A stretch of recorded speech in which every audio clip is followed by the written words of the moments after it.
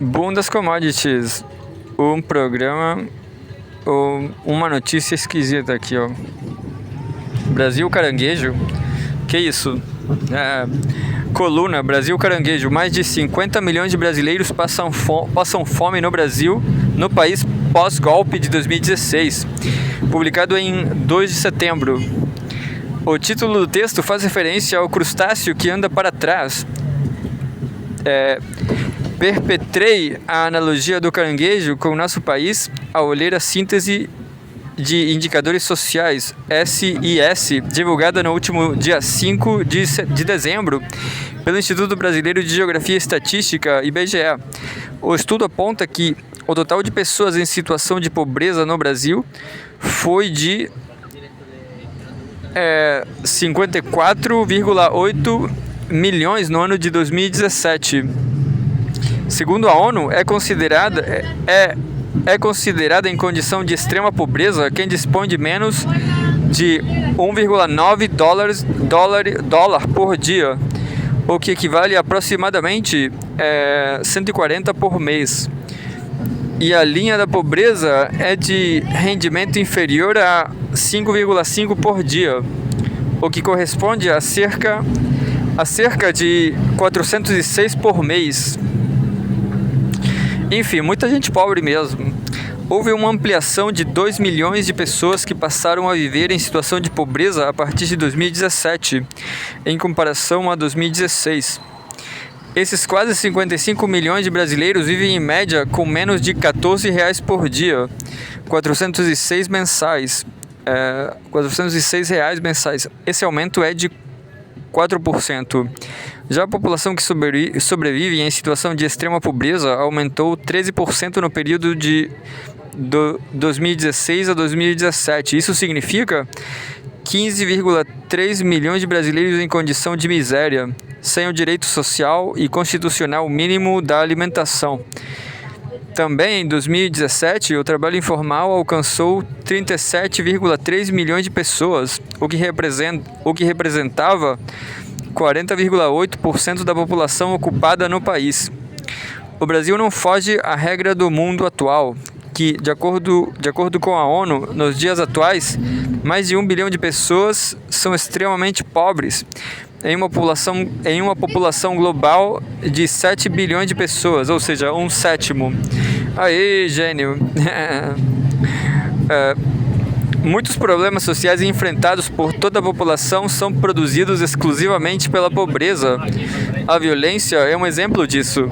Josué de Castro, em sua obra Geografia da Fome, em 1946, faz essa correlação ao afirmar que metade da humanidade não come e a outra metade não dorme com medo da que não come. Eu acho que eles dormem, acho que eles dormem bem, enfim. As consequências que sofrem as pessoas que não têm as necessidades básicas atendidas pelo Estado são distanciadas de uma vida humana digna.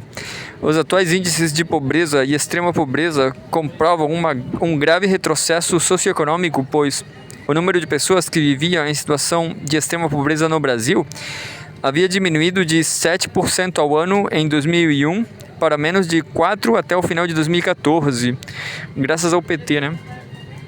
Entre 2004 e 2015, houve uma redução de 28% do número de pessoas extremamente pobres nos estados brasileiros. IPEA 2015. Ora, é impossível não relacionar o problema da pobreza e a volta da fome no Brasil com o processo de derrubada da presidente Dilma Rousseff em 2016. A minoria da população brasileira, que historicamente tem acesso aos recursos materiais e imateriais existentes, jamais se conformou em observar qualquer tentativa de promoção de direitos constitucionais à maioria da população, como acesso à alimentação, moradia, saúde, etc. Talvez o ato mais terrível de governos progressistas neste país tenha sido a tentativa de aumentar significativamente o número de jovens pobres nas universidades.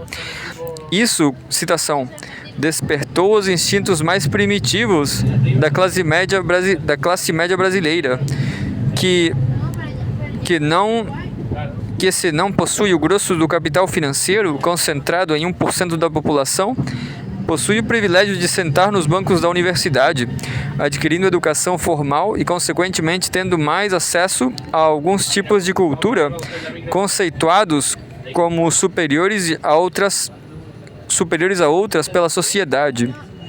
A relação do embate entre esses grupos e a volta da miséria é que uma pessoa oriunda das camadas mais pobres da população, quando tem acesso ao mundo acadêmico, por exemplo, pode dedicar seu trabalho a compreender as causas da desigualdade social entre nós e ter a petulância de fazer esforços em diferentes áreas para combatê-las. Como grande parte dos brasileiros estão na miséria, se somos uma das como grande parte dos brasileiros estão na miséria, se somos uma das maiores economias do mundo, simples, somos um dos países com maior concentração de renda no mundo. Uma pesquisa concluída em 2015, liderada pelo economista Thomas Piketty, comprovou que 30% de todas as riquezas nacionais pertencem a menos de 1% dos habitantes. E com o recorte dos 10% mais abonados, financeiramente ficam 55% das riquezas, ou seja, 11% dos brasileiros possuem 85% de todas as riquezas, enquanto para 89% da população restam 15%. Mesmo esses 15%, na maioria, não são repartidos de forma igualitária. Isso é causa de um histórico de escravidão, latifúndios, subserviência a países imperialistas, sistemas de proteção sociais ineficazes e principalmente a convivência acomodada por parte de muitos com todas essas mazelas como se elas fossem naturais, como a lua ou o oceano. Enfim, então tá aí, eu já sabia de tudo.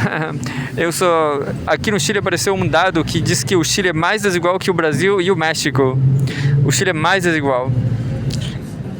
Eu diria que é verdade, que o povo aqui, por questões históricas também, né, por questões geográficas, aqui não teve muita comida nunca, aí também teve muito latifúndio, muito concentração fundiária.